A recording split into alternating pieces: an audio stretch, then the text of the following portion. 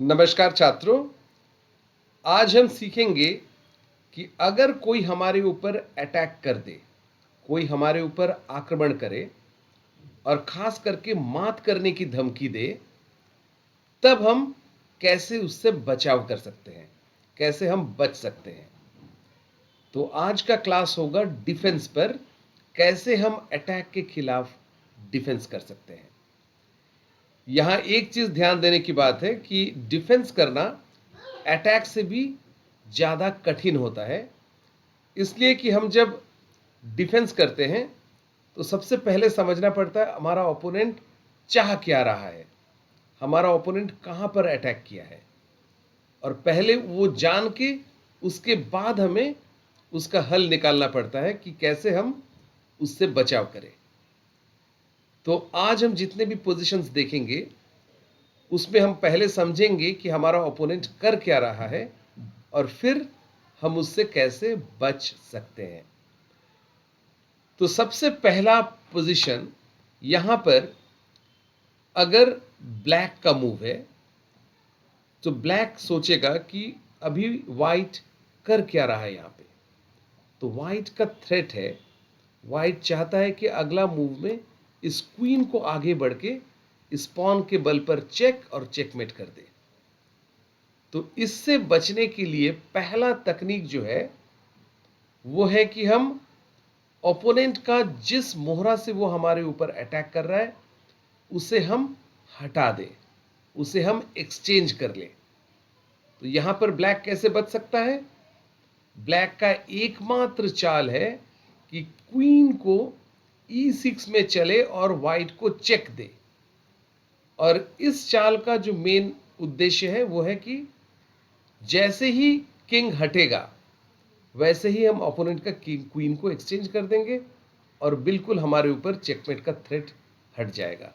जैसे अगर यहां पे किंग हटता है तो ब्लैक क्वीन को मार देगा और उसके बाद ब्लैक का ये पॉन काफी आगे बढ़ चुका है, ब्लैक इसे एडवांस करके प्रोमोट कर लेगा। तो यहां ब्लैक जीत जाएगा, पहले अपना बचाव किया और उसके बाद इस पॉन के सहारे वो जीत जाएगा।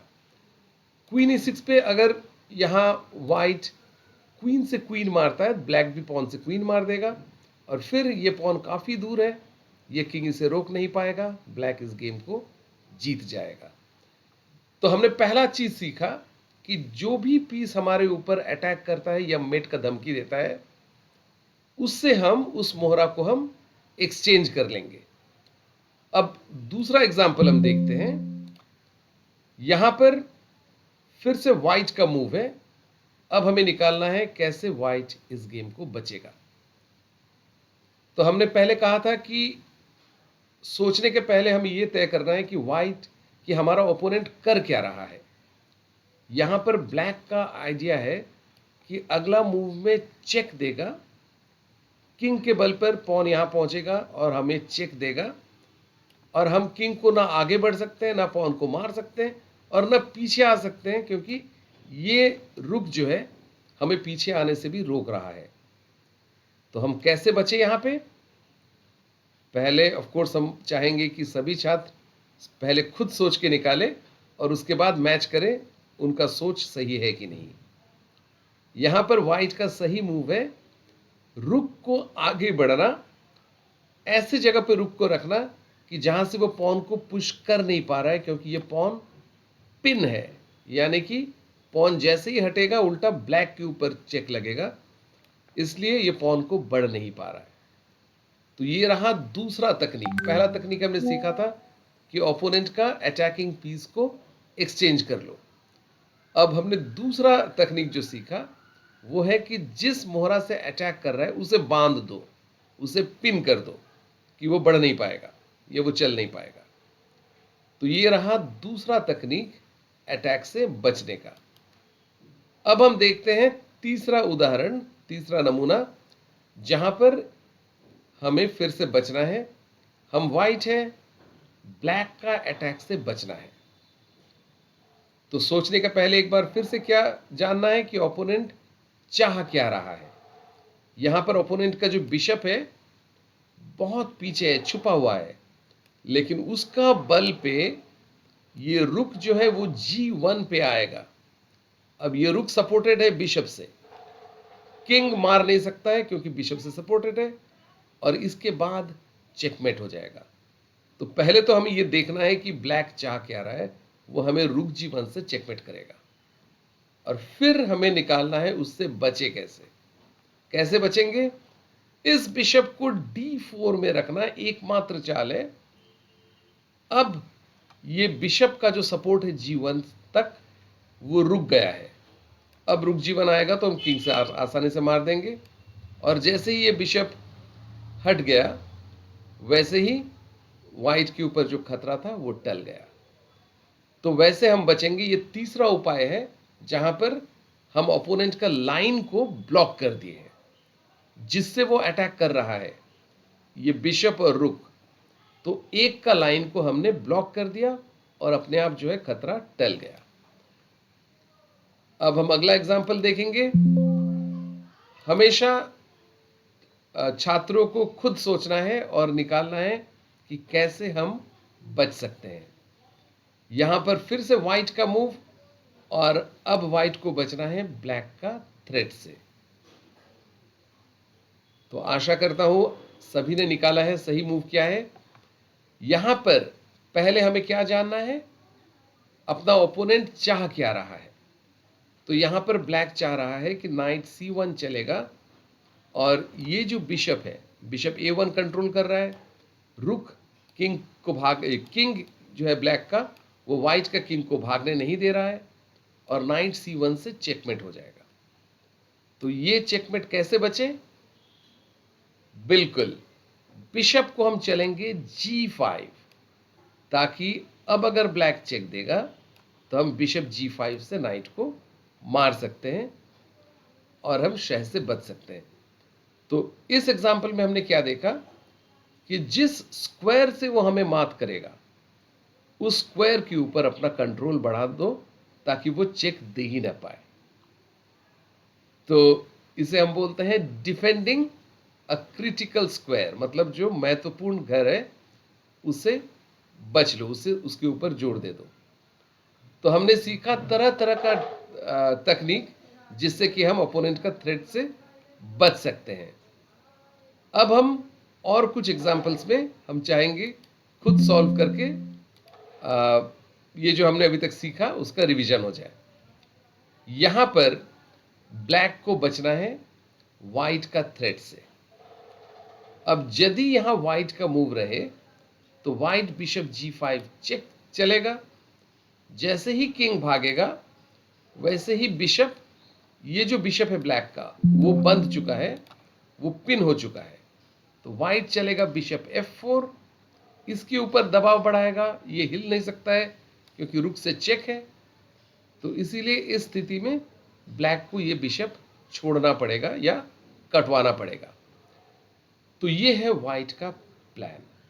और अगर ब्लैक चाहे इस बिशप को पहले भाग सकता है, लेकिन तब व्हाइट बिशप G5 चेक देगा और किंग नीचे जा नहीं पा रहा है क्योंकि यहां पे रुक है, चेकमेट।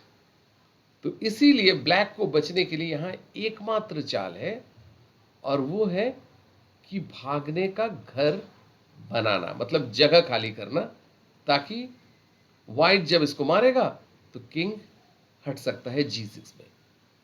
तो ये पॉन को G5 जैसे हमने बढ़ा, G6 में भागने के लिए घर बना लिया। तो इस तरह से हम ओपोनेंट का अटैक को टाल सकते हैं। तरह तरह का तकनीक हमने देखा। तो अगला एग्जाम्पल में देखते हैं। यहां पर हम व्हाइट है और ब्लैक ने हमें चेक दिया है क्वीन E7 से। अब व्हाइट किंग को कहां चलेगा? किंग चाहे तो इसे मार सकता है, और किंग चाहे तो भाग सकता है F5 में या F4 में। तो किंग चले तो चले कहां, यह हमें निकालना है। तो ध्यान से देखना है कि हर मूव में ब्लैक क्या कर सकता है। यदि हम किंग F4 चलेंगे तो क्वीन को E5 चेक देगा पॉन के बल पे, और ये किंग कहीं भी हिल नहीं पाएगा, किंग चेकमेट हो जाता है।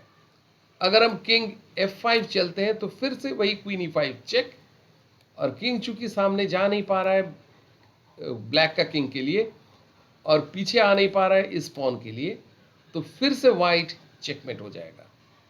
इसलिए वाइट के पास एकमात्र चाल है इसे मारना, जहां पर ब्लैक तुरंत चेकमेट नहीं कर पा रहा है। तो अक्सर जब हमारा ओपोनेंट हमें चेक देता है या हमला करता है तो हमें देखना भी पड़ेगा कि कितने सारे चाल है बचने का और उसमें से कौन सा अच्छा मूव है और कौन मूव में हम जल्दी हार जाएंगे। तो जहां हारेंगे उसे हम नहीं चलेंगे और जिसमें हम नहीं हारेंगे उसी चाल को हमें देना है। तो हम सीख रहे हैं कैसे बचाव की जाती है हमारा किंग के ऊपर हमला से। यहां पर वाइट थ्रेट कर रहा है ब्लैक के ऊपर और हमें ब्लैक की तरफ से सोचना है कि कैसे बचेंगे।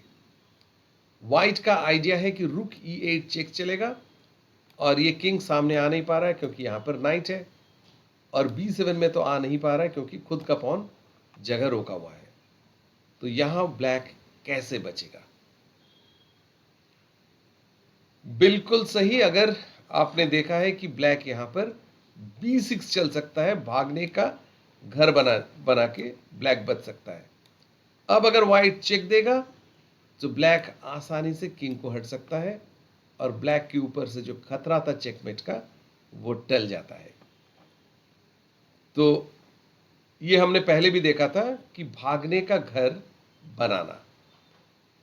तो अगला एग्जाम्पल हम करेंगे जहां पर ब्लैक ने चेक दिया है व्हाइट के ऊपर और व्हाइट क्या चलेगा। व्हाइट के पास यहां चेक बचने का दो उपाय है, या तो व्हाइट इस पॉन को मार सकता है और नहीं तो व्हाइट पीछे हट सकता है। इसके अलावा व्हाइट के पास कोई चाल है ही नहीं।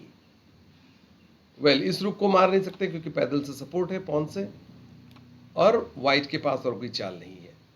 तो हमें निकालना है कौन सा सही चाल है और कौन सा गलत चाल है। अगर यहां पर व्हाइट किंग से C4 पॉन को मारता है तो ब्लैक चलेगा बिशप E2 चेक और किंग भागने का एक भी घर नहीं है, चेकमेट। क्योंकि ये रुक जो है वो C5, D5, B4 और B3 चारों घर कंट्रोल किया है। ब्लैक चाहे तो बिशप B3 भी दे सकता है और इससे भी जो है किंग को भागने का कोई घर नहीं है, चेकमेट हो जाएगा। इसीलिए व्हाइट के लिए एकमात्र चाल है इसे न मार के किंग पीछे आया जाए। यहां पर किंग बच जाता है ब्लैक का अटैक से। तो ये था डिफेंस का एकमात्र चाल। तो हमने क्या देखा है अभी तक कि जब भी हम डिफेंस करेंगे तो अपना ओपोनेंट का पहले थ्रेट जानेंगे और उसके बाद ओपोनेंट का चाल को समझना है और उसके बाद ही हम सही मूव निकाल सकते हैं। अगला एग्जाम्पल,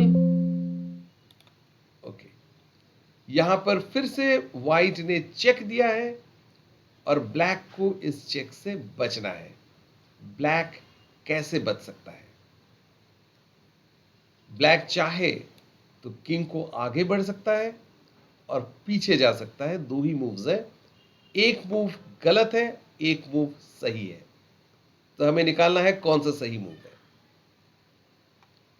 तो किंग G4 से किंग लग रहा है कि बच जाएगा, लेकिन अगर हम ध्यान से अपना ओपोनेंट का मूव्स देखते हैं तो हमें दिख जाएगा कि व्हाइट के पास क्वीन E2 चेक उपलब्ध है। व्हाइट चाहे तो क्वीन E2 चेक दे सकता है और यहां पर ब्लैक किंग चेकमेट हो जाता है। इसलिए बचने के लिए एकमात्र मूव है किंग H6, जहां पर किंग चेकमेट नहीं होता है। तो शतरंज में कोई मैजिक फॉर्मूला नहीं है, हमें देख के ही निकालना है।